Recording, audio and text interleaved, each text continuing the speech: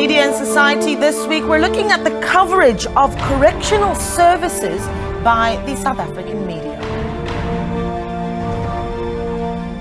Well, hello and welcome to Media and Society. I am your host, Naledi Moleo. Of course, this is the show where we look at the intersection between the media and society. And of course, this show would not be complete without your input. So throughout the next hour, feel free to give us a call on the number 011-714-0661 or 0662. So let's get into our discussion for the mornings. What comes to mind when you think about prisons or correctional service centers? For decades, the media has reported, of course, on gangsterism, escapes, corruption as well. And these centers have been seen as a place to harbor criminals until their sentences come to an end. But now and then, we'll see a positive story about these centers and inmates, right? The Nandi Pamakutumane and Thabo Bester saga certainly is a typical example of stories we see in the media that have raised real questions about what actually does it look like inside our correctional service centers. And such stories, of course, are an indication of how people still only have a fairly limited experience of really what goes on within our prison system. So on Media and Society this week, we're doing things differently. Media and Society producer Musa Mkaliphi visited 3 correctional service centers to bring you the stories of hope and rehabilitation within our correctional service centers. Within the concrete walls of Mamburu and Sun City Prison, 2 maximum prisons located in Gauteng are wearing blow dryers and various hairstyles being prepped. Populated by various inmates eager to get their hair and faces done, as well as their nails perfectly manicured. Mamburu Prison, previously known as Pretoria Central Prison, is situated in the city of Tshwane. Housing over 8,000 inmates, the facility has been offering training and skills to the inmates through the use of their skills development programs, which includes hairdressing, upholstery, textile, and various other training programs. Silondiwe has been incarcerated for 19 years on a 21-year prison sentence. She's one of the hairdressers at Mamburu, who has been using her hairdressing skills as a means to prepare for the job market once she is released. It keep her busy. As before bengisebenza kitchen, so ukusebenza kwami kitchen angizange ngabona ukuthi kuyi skills. If ungaphumela ngaphandle angeke ungincede because akuna funeral engizosebenza kuyo, akunamshado engizothi ngiyodisha la. So ngadecide ukuza ngapha esalon ukuthi ngizogena more skills. As singama offenders, it's not easy ukuthi sithole umsebenzi ngaphandle. So kumele ukuthi sibe creative sikwazi ukuzenzela ibusiness thina ngokwethu. Working inside a correctional service center has given many inmates a sense of hope and a sense of normalcy while serving time. She told us why these programs play a crucial role not only in social skills, but also how they allow those incarcerated the ability to grow in order to better their lives once out of prison. As ubabonile bekhona la, bebe interested ukufunda izinto eziningi like makeup, ukufaka inzipho, and then ukulena monge inwele ukuthi nabo mabephumela ngaphandle bakwazi ukuthi bazenzela something bangasabe uganga futhi. The responsibility of the Department of Correctional Services is first and foremost correct offending behavior in order to facilitate the rehabilitation process. Offender reintegration programs have become a mainstay for the criminal justice system globally. Dimakazo Dladla, who works as the salon official at Mamburu, says she has seen the change and renewed hope in the inmates through these programs. It's very, very important because iyabanceda ukuthi babe ne skills when they go outside. They are having something abazoyiproduce, maybe bavula amasaluni, and then it helps them a lot. Because some of them, they do communicate and bana masalun, and we support them, some of them outside. Abana masalun outside, bebasebenza la ekhaya. Lucille Borrell, who is an offender at Sun City, has used her time to help train the inmates in textile and beadwork. I'm Lucille Borrell. I've been here for a while. Going on 10 years to be exact. I give skills. We have not a company, but we have a little thing called Cozy Den, where we actually train people so that they can have a skill for when they go outside, that they can be self-sufficient. You know, even if you're going to get a job, maybe you're going to get a job a little bit later, but you can still get an income for yourself. You can still produce. So we train people to do, but we also have where we make things that we sell at Visit. That's how we generate money to train. I actually took art at school, but for the last 30 years I haven't been able to use it because I've been too busy being a mom and a businesswoman and doing this and that. So that all actually just came back once I came into KZN. I've been with KZN for a year now. February was the year, so it's going on nearly 2 years. So it all just, like the art just started bubbling back out, but I still had to do the courses though. So in the beginning difficult because you have to sit and you have to concentrate, and then afterwards it becomes relaxing. We make necklaces, we make earrings, we make bracelets. The girls all love that one. So things are changing. We now just introduced stencil work. Yasmin Jacobs, also one of the trainers at the facility, mentioned that many women who partake in learning textile and beadwork come without any knowledge of how to sew. The type of skills that we do, what I give them the skill of basic sewing and advanced sewing. If you don't know anything about the machine, I put you behind the machine, I make you comfortable, I make it like you're driving a car on a long cruise, and you start to get the feel of the machine. Her sole duty is aimed at providing women with entry-level sewing and beading training. The trainees are provided with tangible sewing skills, allowing them to obtain employment. It inspires me a lot because there's a lot we can do outside with it, you understand? And if you have a sponsor, maybe someone can sponsor your machine or something, or material, small things like that, or cotton, then you can do sewing, like basic sewing, sewing with the hands and doing things like that. So you have something to wake up for. Like I have a job to go do when I go outside. Skill development programs at correctional facilities have a major influence on whether ex-offenders find themselves in the same circumstances that potentially contributed to their illegal activities in the first place. This is why it is crucial to ensure that the necessary steps and procedures are followed to ensure that they are well prepared ahead of their reintegration into society. Musa, Mkaliphi for SABC News. So let's take the discussion forward, right, around just how the media covers what really goes on inside our correctional centres. And of course, we're taking your calls throughout this hour. Feel free to give us a call on 011-714-0661 or 0662. We will be speaking to Singa Nxumalo, who's the spokesperson for the Correctional Services Department. But in studio, we welcome Mr. Welcome Boy, who was only 12 years old when he became a member of the 28th gang, and at the age of 17 was arrested at Pollsmoor Prison. We're also joined by Dr. Sfiso Zondo, who is the head of communication at the University of Johannesburg. Gentlemen, welcome. Thank you so much for joining us. Good morning, Naledi, and thank you for having us, and good morning to your viewers. Really good to have you with us. Doctor, I'm going to start with you because we're looking at that package. And the reason why we're having this discussion is because when we saw Dr. Nandi Pamakutumana appearing in court, social media said, how does she look so good? You know, why is her nails done? How is her hair done? And it really brought about some interesting conversations around what actually goes on inside our prisons, and are we telling the right stories? I mean, are we, in your view, telling the right stories about what's actually going on inside our correctional centers? I think having seen the Nandi Pamagudumane and Thabo Bester story, I mean, it just reminded us how in South Africa we tend to focus on stories that lead when they bleed, all right? And we don't necessarily get to see the positive things that happen within our correctional facilities in South Africa. And that then shows us a situation where we miss important things that are seeking to correct behaviors within our correctional facilities in South Africa. And we as the media professionals, and I think we are missing the opportunity to show the positives that are happening in there. And I mean, that explains why when Nandipa, for example, appears on television in court, looks amazing. Yeah. It's because of the things that are happening inside, and we're not giving access to such stories. Yeah, I think it's interesting. I mean, you served time at Pollsmoor Prison. I think generally in South Africa, when we hear of Pollsmoor Prison, it certainly is one of the more frightening prisons in terms of its reputation, right? And I'm actually interested in hearing, just as you look at coverage of what actually goes on inside Pollsmoor Prison and what it actually is on the inside, do you find that there is the media actually understands what's going on inside there? I think Pollsmoor is rated as one of the 5 most deadliest prisons in the world.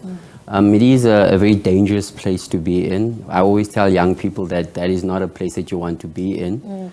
But there are other things that happen. You know, Correctional Services stays true to its word of saying we correct the behavior of the offender. I mean, I'm a product of Correctional Services. I studied at UNISA while I was in prison. I did my teacher's qualification while in there. But I was also part of the gangs So it's that type of situation of you have to first learn to survive the place. And once you understand how to survive prison, you are then afforded an opportunity to say, do you want to continue living a life of crime? Yeah. Or do you want to change and become something else?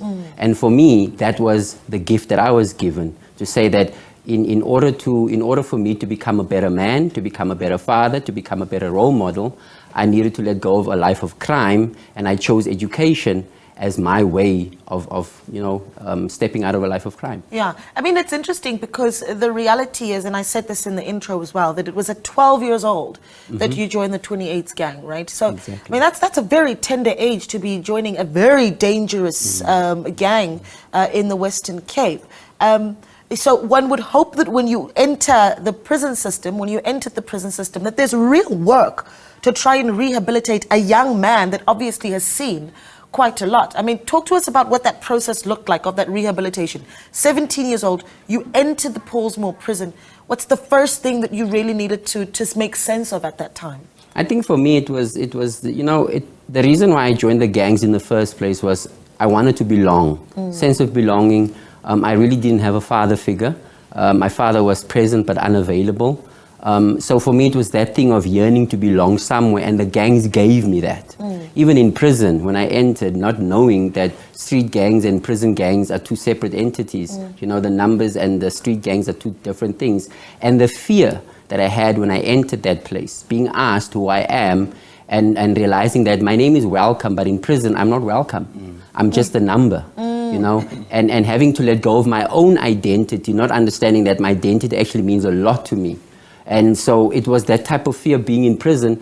And when I joined the gangs in prison and becoming part of the system and becoming part of the numbers gang, I had to do things that I myself was not proud of.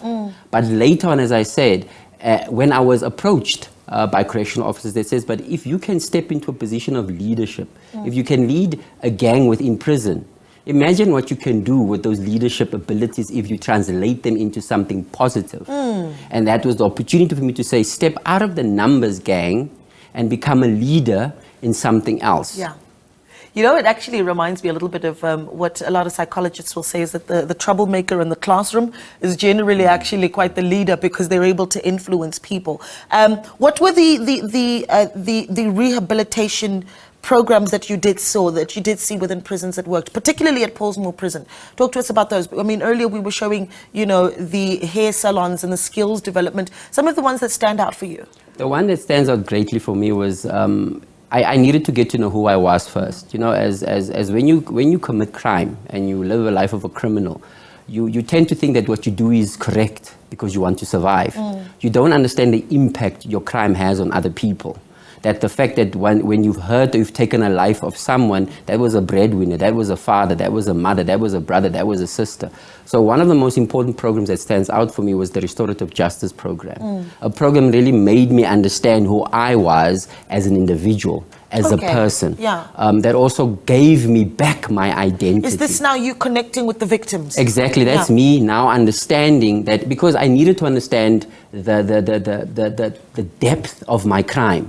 And I also needed to understand that my crime was committed because I was hurting. And they say that hurt people hurt people. Yeah. And I needed to understand that I needed to be unhurt. And then start working on my own rehabilitation. That is where restorative justice then opened doors for me. Another program that was also very, very proficient for me that helped me a lot was, being taught carpentry, being taught plumbing. Those were soft, those were skills, hard skills that if you leave prison, are you able to then work with your hands and have the skill to do those things. But the thing that I said, what I chose predominantly was the teaching. Yeah. I loved teaching. I loved standing in front of a class and giving guidance. And when I, did my qualification at UNISA, it is where Correctional Services then gave me an opportunity to say, okay, cool, start a school. Yes. And then that's what we did. That's incredible. It's an incredible story, and I think we need to be telling more of these kinds of stories. Doctor, I'm going to come back to you, Dr. Zondo, because I worry sometimes that what the media does in talking about correctional services, and not just perhaps news media, I'm talking about where we're talking about entertainment value media as well. Yes. That there's a sense that we almost romanticize prison, right? And for a young teenage boy who's watching some of these things that we put on screen, there's a sense that we say, it's the hard, tough men that are in prison, and that's who you want to be. You see, now we need to then look at the culture that we have in our society. How do we speak about crime? How do we try and deal with issues of crime in society? I mean, South Africa has this culture of shaming crime. Right? You need to be ashamed of yourself if you are committing a criminal act. And that is used as a way of deterring people from engaging in criminal activities, right? So that is how the society is. But now, how we deal with correcting criminal behavior is very complex in our country. So if you look at the rate of recidivism, about 90% of the people that were once incarcerated tend to reoffend and then go back to prison. So out of 10 people that were incarcerated, 9 will go reoffend. back. All right? But why is that the case? Now we then need to look at how do we reintegrate people that we once removed from society for committing crime. How are they then reintegrated into our society? Do they feel welcomed when they come back to society? Perhaps if they don't feel welcome, then as Welcome said earlier on, the criminal gangs are waiting to make them feel welcome again. And as a result, they go back. Right? But so now programs that seek to show how people can change their lives after living a life of crime are not shown in the media. And that is precisely because we've got this culture of shaming crime or shaming offenders or even ex-offenders. I mean, this is, you even see it in how after you have been in prison for however long, you are applying for a job and then they will ask you if you've got a criminal record. That is also a way of saying, well, if you have committed crime, there is stigma that is attached to being an ex-convict. And because of that stigmatization, you will find yourself being excluded in certain spaces. And how the media then reports on issues of the correctional services, it is also aligned to that culture of shaming, that culture of exclusion. And for us to encourage you not to engage in criminal activities, we'll then focus on stories that make the correctional service facilities seem dangerous, right? So that it will deter you. But of course, that is, we need to deter people from engaging in criminal activities, of course. Yes. All right? But there are also positive things that happen in that space. So we also need to focus on the correctional aspect of it. And that is what I think we are missing. I mean, Welcome Story is one of the most positive ones, but we're not getting to see such stories. Yeah. I want to, can I ask you that same question though, and say, you know, as a young man growing up as a teenage boy, when you watched, you know, on television, whether it be Yizo when you were seeing prison scenes or anything that really spoke to what really goes on inside prisons, was there a sense from yourself and your peers, right, that if I make it to prison, then I'm that guy? No, definitely. I mean, does the media make it aspirational to some extent? The media does, in a way, you know, taint a little bit of they taint the picture. We were talking, me and the doc, before we entered here, and we talked about the Nandipha and Bester situation, especially right now. I work with young people, and when they show Nandipha or they show Thabo wearing his Gucci or Versace, and the media has this tendency to say he's wearing a 25,000 Rand t-shirt. And then everybody's focus goes to the 25,000 Rand t-shirt. Now when I sit with young people and they say to me, but Welcome, he's wearing a 25,000 Rand t-shirt, I want to be Thabo Bester. But they do not understand what Thabo Bester has done. So we move away as a country from the actual crime and we glorify the person that commits the crime. So we do not think of the impact it causes the people that got hurt in the process of him obtaining the 25,000 Rand t-shirt. So that's the thing that the media sometimes gets a little bit lost in. Social media as well. We see Nandipha stepping on in court, smiling, and the people ask, she has a daughter. How does she feel as a mother? You know, are these the pertinent questions that we're asking? I mean, as a father myself, I changed my life in prison because I had this notion that if I were to be a father one day, what kind of father do I want to be to a girl child? Yeah. Oh. And today I have a girl child. And when I look at her, I realize that if my daughter had to be asked, tell us about your father, what type of picture would she want to paint about her father? And would it be one that she would be happy, or would it be one that the society or the community would want to glorify? I'm not for that part. I'm for part of saying that yes, prison is not a place that I would like any young person to go to. But however, when they do land up there, they have an option to change their lives for the better. Yeah. And they can choose that by stepping out of that behavior of being criminals and letting go of that and saying, I want to choose something positive. Yeah, absolutely. Okay, we're going to continue this conversation, and then we're also going to be speaking to Singa Nxumalo, spokesperson for Correctional Services.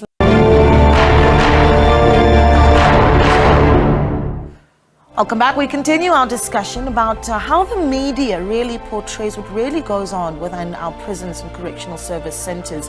Although the National Development Plan envisages that offenders should be released and successfully reintegrated into society, the effectiveness of this process largely really depends on the quality of programs that offenders receive while incarcerated. Recognizing, of course, the importance of this, the department plays a vital role in rehabilitating offenders and reducing the likelihood of them re-offending by conducting proper assessments and informing them about the programs and interventions that are available within their facilities. Let's take a look at this package. Gone are the days where imprisonment in the country was harsh prisoner labor in order to rehabilitate them. Through its skills development program, the Department of Correctional Services has been playing its part in ensuring that training is provided to prisoners in order for them to have some form of skill once they are released. Many prisoners have used their training as a tool to cope with the day-to-day struggles of being in prison. Many have been incarcerated for years, and being part of the program has not only helped with garnering skills, but has also given them something to look forward to when they are outside the prison walls. And if you get a box back 2016, trial 2016, 2017. Manikezwa isigwebo was 12 years, ndizohlala only 6 years. Kule 6 years endiyenzi engihlele kuyona 1 year 8 months ngu cabinet making. So ngathi mas ngimele ukuba ngiye ku trade test sahlushwa i-COVID-19 and saphinda futhi sabuya ngapha ngangena ku-apostle. Ukufunda kwami iskill la ngaphakathi ufuna ukuthi ube nentshisakalelo, uyithande into ungayenzi just because of uyenza ngokuthi ufuna ukuya ngaphandle ufike ngaphandle ungasayisebenzisi. So mina ukuphumeni kwami ngiyovula i-workshop, but ngiyiqala ekhaya as time goes on ila ngizaya kumasipala and then ngicele nama-funds ukuthi bangibeke la ngifuna khona. On a daily basis, inmates are busy at the various workshops at Mkaliphi in central Pretoria. The workshops are separated into different workstations for the bakery, woodwork, textile and steel work, among others. Working at the workshops has become somewhat of a job for most of the inmates, who arrive at the crack of dawn, working through the early afternoon. Well, we keep them busy with different products. It's products for our own department and also products for other state departments. And we try our best to train these guys and to get the best products out of this workshop, which I think that those offenders is good in. The skill that we learn them, they are very good in. You must remember, when this offender came to prison, our duty is to see that this offender do something with his life and to send him out to the community outside.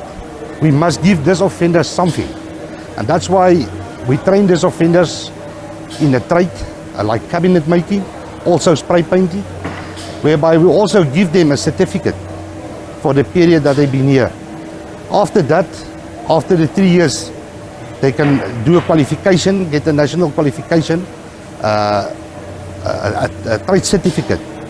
And we also by far, we try to give this offender also tools that he can also use outside when he goes outside to do something for himself. Skill that they learn here, they definitely use it outside. And you can see for yourself in this time of rehabilitation in the workshop that this offender is committed. So he wants to do something with his life. He doesn't want to come back to prison. It is behind these walls that many inmates learn how to develop their skills through the rigorous training received. The workshop Steel Station makes palisade fences, security equipment, chairs, beds that are used within the prison walls. At the Boksburg Correctional Services Center, east of Johannesburg, steel is being melted and fences are being molded by inmates hard at work at the steel workshop. While inmates learn how to bake or build, their productivity also enables the correctional center to save millions per year. We are producing for other sister departments like National Defence Force, Sanitation. We are producing for Department of Education and all these other SAPS and all those other departments, yes. The selection process is about interviewing the offenders. We have to interview them and check what is it that they know, what is it that they've acquired, let's say from outside, what education level do they have, because some of them you might find they cannot read and write, so it's going to be a problem, you know, for them to catch up with doing the cutting, reading the cutting list and so on. So they have to go through a certain program of, let's say, ABET, so that they can be able to read, measure, and do all the, you know, the basic things when it comes to production. I think yes, there is a positive results where you find inmates who have been here at the workshop, who have trained here, and who even qualified to get their Red Seal certificates. So, and when they go out, you find they are working for themselves. Some of them are getting employed. It's just that we as production workshop, we are working with community corrections who are the ones who are, you know, monitoring them, because we don't monitor as the workshop, we just give skills. But community corrections goes out and further to, you know, to monitor them forward to see whatever they do, and yeah. So we get positive results of offenders who have been offenders here, who have qualified here, and who goes out and do something for themselves. The Skills Development Program is a critical component of the offender rehabilitation strategy within the Department of Correctional Services. The goal of the program is to provide offenders access to occupation. For SABC News, I am Musa Mkaliphi. Certainly an interesting look inside the Boksburg prison as well as the Kgosi Mampuru Correctional Center. But we're going to speak now with Mr. Singa Nxumalo, who's the spokesperson for the Correctional Services Department. Mr. Nxumalo, a good morning to you. Thank you so much for giving us your time on a Sunday morning. Good morning, and thank you for having us. No, really good to have you with us. I imagine that your interactions with the media over the past few months have been incredibly difficult, considering what the Thabo Bester saga really has done to taint the, you know, to paint the work of correctional services. I mean, talk to me about how difficult that has been to really shed a light as to what our prisons actually look like. I think what becomes critical is to say, what are these correctional facilities meant for? What is happening inside there? How do you deal with disturbances? But equally so, how do you keep your programs running focused so that you can have tangible results? And difficult issues at times, you know, as they may be, but I think it's part and parcel of the work that we need to do to say, when you have security breaches, you ought to deal with them and make it a point that you don't suffer the same moving forward. But push your programs, because that's what matters the most. You have an inmate population of over 154,000. Those people, you know, are focused. They will want to change their lives. Therefore, you cannot just dump them because one or two have done things which are embarrassing. Deal with those, yet assist as much as possible the ones who are prepared. It has been our quest, you know, to say, let us take the media and other institutions inside of our facilities. Those big walls could be intimidating. The fence is the gate. But there is nothing that says you can't have media, our partners, stakeholders going inside there. Everyone wants inmates to talk for themselves. And I think that story becomes even much more powerful because it's someone who's saying, look, I did whatever that I did which was wrong, but ever since I came here, I've since realized that there is more into life and I've got an opportunity to change my life for the better. And I think what we've seen now is a testimony to that, where someone is saying, look, I came here even without any formal education, but look at the skills that I've acquired. And post-incarceration, I'm looking forward to a life where I can make a positive contribution. Yeah. And talk to me about just when you, we talked a little bit earlier with Mr. Welcome Witbooi about just how even in storytelling, so I'm not talking about necessarily news, but in storytelling, in the series and movies that we watch about South African prisons, is there a sense in your view that we almost, depict our prisons as places for hardened men that almost attract young men to want to be there? Unfortunately, there is this notion, I don't know where it emanated from, where people say, prison stories sell. People tend to follow them the most. They love watching them. Unfortunately, the damage is much bigger because other people may look into it and say, oh, can I try that? And before they realize they've committed so much trouble, and once they're inside, they will say, but hang on, if perhaps I had another opportunity or to think differently, perhaps I wouldn't have, done what I've just committed. And you hear people saying that correctional facilities are five-star hotels. Yet ask just one inmate who's, in the facility or an ex-inmate. They will tell you that is rubbish. It's nonsense. It is not nice having your rights limited. You are unable to do whatever that you want whenever you want. That freedom, when you are outside, you may think, nothing. You realize once you're inside a correctional facility that it means a lot. So at times, I think there is something that could be done in terms of reporting about activities or things happening in correctional facilities. When there's bad, yes, we need to talk about it. But equally so, they're good so that we can even assist to say, you don't have to be on the wrong side of the law for you to gain a skill. You are able to gain that skill, having gone through the proper channels and acquired whatever skills that you needed to. But those who are with us, let us show how much they fight, how much they push themselves, and how much they value that second chance. Yeah. If you have inmates who are able to secure 7 distinctions for their matric, it does indicate to you that there's potential here, this person was disrupted, and these are stories that we need to tell. Yeah. Talk to me about whether or not we actually are doing enough, though, to deal with reoffending. I mean, Dr. Zondo talked about this earlier and said, out of 10 offenders, 10 that are released, 9 are likely to find themselves back in the correctional center. I mean, is there a role that you think media certainly can be playing to, I suppose, soften that number? When it comes to reoffending, perhaps the focus should be on the type of support that has to be given to people who have been released or placed out on parole. More often, we try not to discuss those factors. What would really drive someone who's been released is saying, look, I've got no support, I've got no food to eat, couples have been, locked for me, what am I supposed to do? And then you can have, that media element in saying, look, this person committed a crime, served the time, is now out. How best can we assist ex-inmates, parolees, and professionals so that they remain focused and the skill that they've acquired once incarcerated, they're then able to utilize it either in a business, social employment, or even assisting general members of the community about teaching them that particular skill.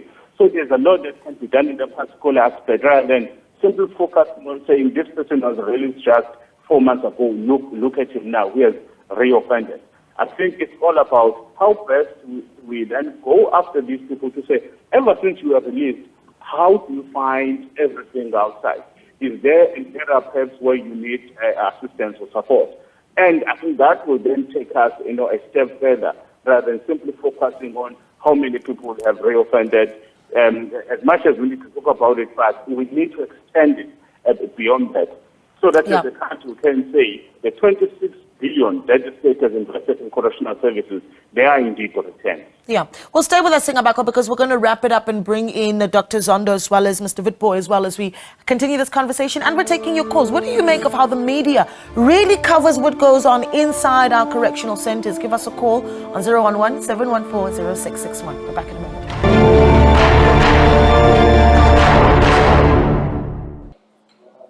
Mornings at Bavianspoort Prison, located in Pretoria, start off with the milking of cows, which will later be consumed by the inmates at the center, as well as other prisons which might be in need.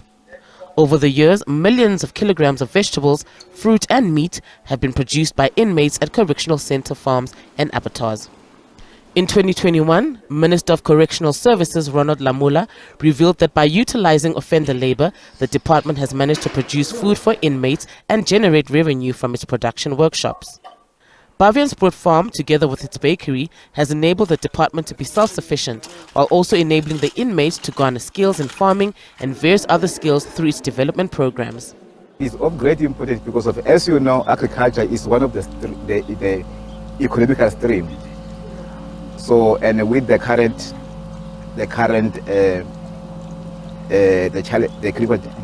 unemployment rate outside, it is important that our offenders participate in these activities so that they can obtain a skill that they can use it outside after their release.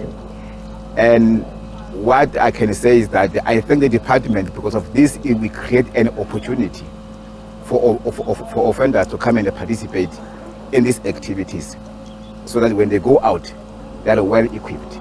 We do have a number of offenders which are having more interest in participating in these activities. Remember, most of the offenders are coming from the areas where they've never been exposed to agriculture. So immediately they participate, then they develop this passion and the love on it. And in my experience in the engagement with the offenders, if you ask them, they would even ask you when they're about to be released, that can you link me with any farmer outside there that you know, that I can continue with what I've started in the department. Prison farms operate in much the same manner as any other commercial farming enterprise. However, they are multifaceted, with various produce being farmed in one facility, meaning that each farm may have some or all of the following: an abattoir, beef production, dairy production, piggery and small stock. Heinrich has been serving time at the Bavianspoort Correctional Facility. He has been with the piggery located on the grounds. He says working there has been a good experience, which has enabled him to create a better living experience while serving time. I was arrested in Eastland, so I was first in Central, so I came to Bavians. It was much better to come this side. They said there's work here, so that's why I came here to work. I've learned a lot about the pigs, how they inject the pigs, take the tooth out, cut the tails off, and to go and give them food. That's very good, because you must give the mothers special foods, the children must get special food. I want to learn more, so when I get out, that I can do something for myself and for my family.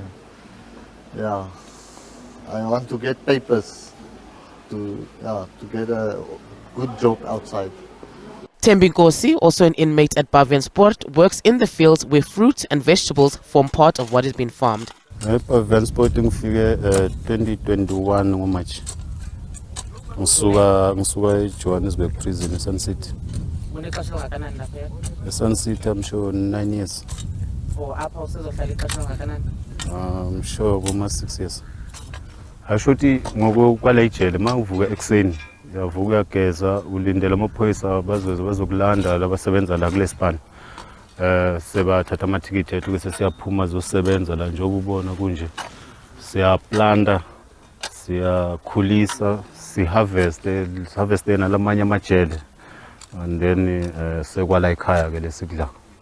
Also in Tshwane, the smell of freshly baked bread fills the air at the Mampuru Prison Bakery, where inmates start working from as early as 6 a.m. The bread is then distributed to inmates in the prison as well as other facilities around the province. Ukuthi ngicabanga ukuthi uyosebenza e-bakery because mina ngifunda bengifuna ukuthi ngibe ne-skill sokuthi mangiphuma la ejele kube nento ezongiphilisa ngaphandle. Yes, I'm hopeful because there is someone who are busy to look me for a place where I can go to make a bread and all that stuff. If ngithole umuntu ozongisupport ukuthi angithengele iflour, amafutha, yeast, nayo yonke into, amapens, ngizophumelela because wonke umuntu la ekhaya eMzansi udla isinkwa every day. Ayikholanga le umuntu angadli isinkwa. In 2012, Minister of Correctional Services Ronald Lamola said that self-sufficiency aims to save taxpayers' money and position the Department of Correctional Services to have a restorative impact in communities. We are baking for the following centers presently: Atterisville, Central, and Odi. Per day we are baking plus minus 1,006 to 1,007. It depends quantity needed by the centers every day. How many admissions, and then the quantity we bake every day, it won't be stable because there is release, there is admission. That is. I like them to, when they are outside, to go on with baking of bread, because as you know outside, for example, there is this thing, Banish House, Patlu, you know it. Yeah, you can make plenty of money. They can go on with this baking, and then maybe even biscuits or cakes. I wish them good luck when they are outside. He announced that the estimated cost savings as a result of implementing self-sufficiency initiatives in the department amount to 163 million rands, while also mentioning that this initiative will also skill the inmates with functional skills and increase production capacity. Musa, Mkaliphi for SABC News. Very interesting. Give us a call, 011-714-0661 or 0662. We're talking about how the media actually covers what really goes on inside our correctional centers. Of course, so we're still in conversation with Dr. Zondo, Mr. Welcome Witboy, as well as Singa Nxumalo, who's spokesperson for the Department of Correctional Services. Dr. Zondo, do we know this? I mean, did you know this? Actually, this is information that we don't often see on the media. But as I was watching, I was actually thinking about a point that my learned colleague online raised. So in reporting about these positive things that happen within our correctional services facilities, and of course they are in keeping with the idea of rehabilitating people, there's a balancing act, of course, that needs to come in as well. We need to show these positive stories, we need to show these positive initiatives. But we also need to ask ourselves, who are we producing these stories for? Are they mainly for the people outside of the system, or are they for inmates? Because if we are producing them for people outside of the system, we also need to be careful so as to not romanticize it. Make it look as if being in prison could be an option, could be an alternative, that you could consider given the levels of unemployment in the country. Well, you know what? I'm unemployed. I don't have a job. Let me go to prison. At least I'll learn a skill. I'll learn a skill, and I'll get that stipend. So we do not want to create a situation where it looks nice that I can be arrested, of course, but there's something positive inside. But we also don't want to vilify that system in such a way that we end up missing the positive things that happen. So it's that balancing. No, I think we all can agree with that 100%, that there has to be that being responsible in telling the stories. But there's something to be said about also telling the rehabilitation that does actually take place. Because I was saying, as well as we were watching that package, Mr. Witboy, is that I think for a lot of South Africans, we imagine prison as a place where, people are clumped into a cell and there's, a singing and of struggle songs, if you will, and songs of missing home. But, we don't see this. And you were saying, well, it depends which prison you're at. Exactly. So I also think that in order to answer the doctor as well, in the sense of saying there is a system in place that Correctional Services has implemented that makes people understand that there is a balance. There's, as we say, there's C-max, there's maximum, there's medium, and there's a minimum. So when you go to prison, when I went to prison at the age of 17, I was sent to a maximum. I was sentenced to 23 years in prison. So I didn't start at a medium prison where I was afforded an opportunity to do these soft skills. I had to start where I needed to understand the consequences of my crime. That is where I had to go to that hard place to see that, hey, and I had to understand that this is your master. So the environment was built in such a way to make me understand that I needed to take responsibility and accountability for my actions. And as I matured and I went through the process of being in prison, I started to understand.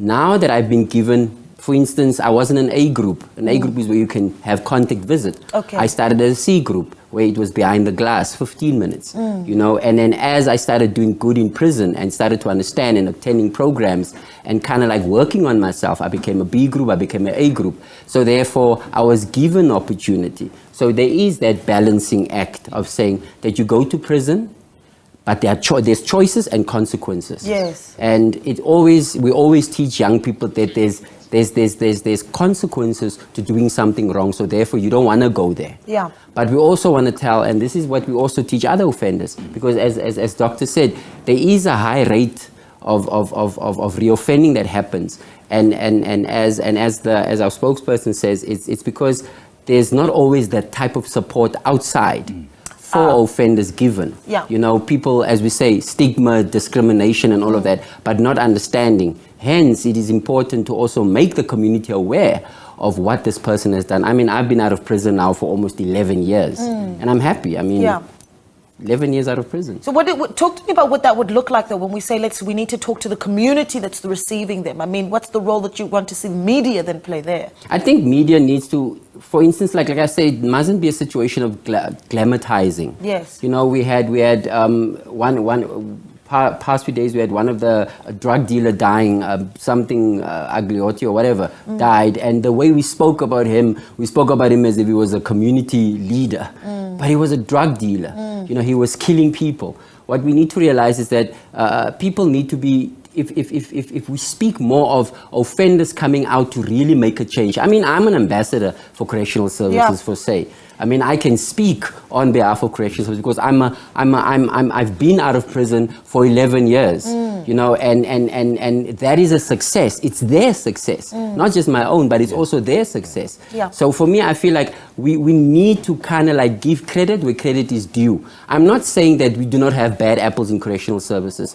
I do not say that we do not have bad apples within offenders, but we need to not, as our spokesperson says, focus only on those bad apples, but also focus on those ones that are doing good things, that are really pushing out there, or Sihle Shabalala, guys that are teaching kids to dance. We've got Karina Anderson from the Smiling One Foundation that helps offenders understand and take responsibility for their lives. We've got Welcome Witboy that teaches young people not to go to prison. So we need to kind of like give them credit where credit is due. Yeah. Just quickly as we wrap up, and I'm out of time here, Mr. Nxumalo, but I want to give the last bite to you, right? I think a call to action to media practitioners about really how we responsibly tell the story of what goes on inside correctional services. I mean, Mr. Witboy has talked about, you do need to tell people that this neo-masa, as he says, but you also need to tell the story of the rehabilitation. Your call to action for media practitioners across the board.